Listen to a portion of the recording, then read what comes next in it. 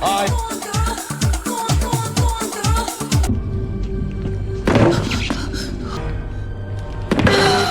so stupid. I hate you, I hate you, I hate you. Forward.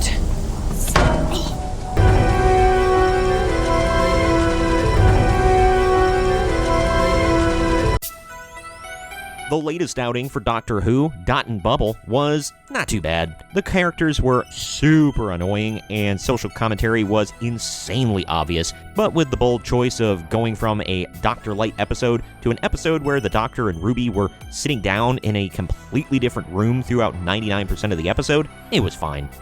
Meh. Don't worry, I'll break it all down for you. I'm Troy from Arcs on TV, and today we're reviewing and breaking down the latest episode of Doctor Who, Dot and Bubble. Now, let's get into it.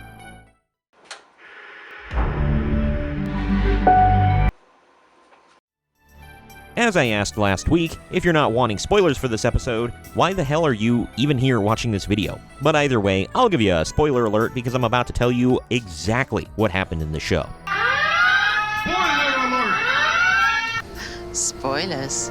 On the distant planet of Fine Time, a small colony of wealthy young adults, including main character Lindy Pepperbean, live in a virtual reality bubble managed by their individual dots. Instead of phones, their heads are literally surrounded by a virtual bubble protected by a floating dot, and people are just constantly plugged into social media. Snap out of it. Even in the same room, they'll only communicate through the bubble. They won't even look away from their bubbles long enough to walk, so the dot senses their surroundings and tells the person inside the bubble what direction to walk in. How does the dot automatically know where the person wants to walk? What if it leads them to the wrong area? I don't know. I only heard Lindy give instructions on where she wanted to go one time in this entire episode. Also, this poses some odd questions. I don't see anyone ever off camera. They were always in their bubbles. So do they turn their cameras off to change clothes, get dressed, and take showers? They obviously don't show any of this, but it's implied that they never leave their screens. So I have no idea. Hold up. Wait a minute. Something ain't right. Either way, when Lindy's friends start disappearing, the Doctor and Ruby burst into her bubble, warning her of imminent danger. Lindy blows them off and treats them like annoyances and complete morons, even though Lindy herself seems to have an IQ barely above room temperature. You're so dumb. You are really dumb. For real. Like I said, the social commentary is so incredibly on the nose. Finally, dropping the bubble just for a moment, Lindy is horrified to discover giant slug-like creatures devouring the residents of Fine Time. Ew, David. The Doctor and Ruby instruct her to find a conduit to await rescue from her family's colony, and she takes off. Lindy literally can't walk without the dot and bubble telling her where to go, so some social media influencer, Ricky September, finds her and guides her because he actually gets out of the bubble more than once in a while and can function in the real world. You don't say. Who was it? He didn't say. Ricky soon learns that the Homeworld colony has already been consumed and there's no one coming to save them. I'm getting scaredy farts. With some thinking by the Doctor after a few prompts from Ricky and Lindy, he discovers that the slug aliens are consuming people in alphabetical order, which is why Lindy and Ricky haven't been consumed yet. The Doctor thinks more about it and figures out that the dots, who hear everything said and see everything done by these people, have actually grown in their artificial intelligence to hate this society and are controlling the slug aliens to kill them all. Very nasty place. Full of enemies. As the situation spirals out of control and Lindy's own dot comes after her, she becomes consumed by her own self-preservation, ratting out Ricky, saying that his last name is actually not September, but was actually changed from Coombs, so he should have been consumed already. Oh, come on! The dot then flies directly through Ricky's face. In the face! In the face! Yikes. The few remaining survivors say that they're going to leave the domed city that they currently live in to go rough it out in the treacherous wild woods of the planet they were told never to enter. Not a great plan. When the Doctor offers to take them all to safety in the TARDIS, they mock and dismiss him as beneath them, choosing instead to take their chances. The Doctor has a complete mental breakdown about their stupidity, has himself a good cry, per usual, and then gets in the TARDIS as the moronic rich kids sail off into the unknown in a gondola. Yeah, okay. Bye. I don't have too much to say about this one, honestly. The characters were annoying, but they were supposed to be. This was a planet literally full of spoiled rich kids who spend all day on social media, have zero skills, are incredibly stupid, and work only 2 hours a day before going out and partying. This was so on the nose about classism, feeling superior due to your unearned stations in life, the dangers of social media, and just the dangers of being stuck in a virtual world too much. Russell T Davies obviously has an axe to grind with these types of young people, and he took it out on them in a 40-minute scree on the BBC and Disney+.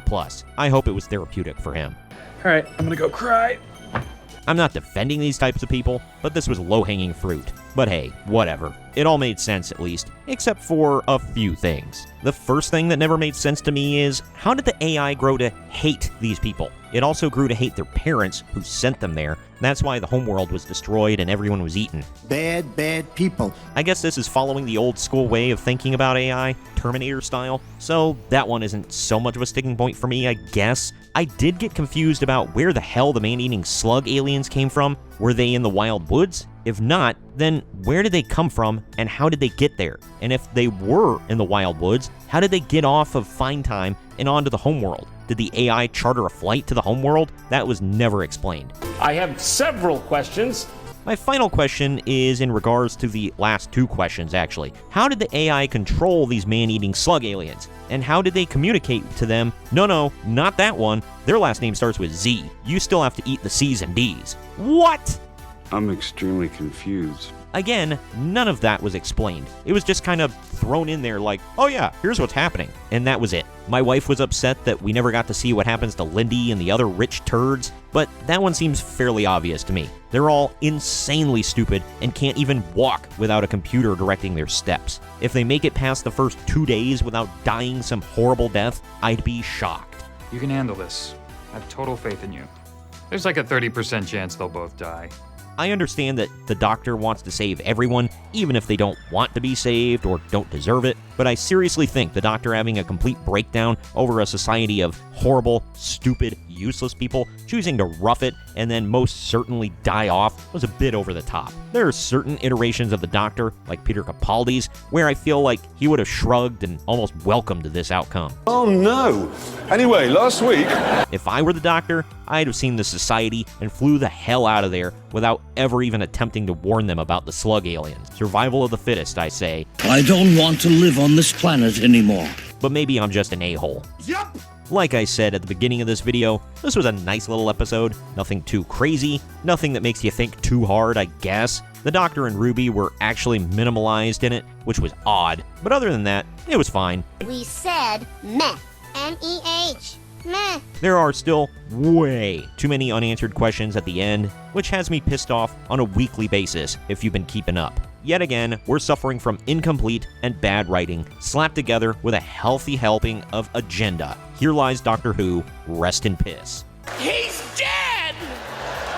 Comment with your thoughts on this. Did you like Dot and Bubble? Where did it rank for you on this season's charts? Did you think the messaging was a little too on the nose, or were you fine with it? Do you think the Doctor should have tried harder to save these people, or did he do all he could do? And are you excited for next week's episode, Rogue? Let me know down in the comments section. Also, please share this video around to everyone you know, and don't forget to like the video, subscribe to the channel, and click that little bell to be notified every time we post brand new content. Don't forget to watch my other Doctor Who reviews. I've been Troy from Marks on TV, and we'll see you next time.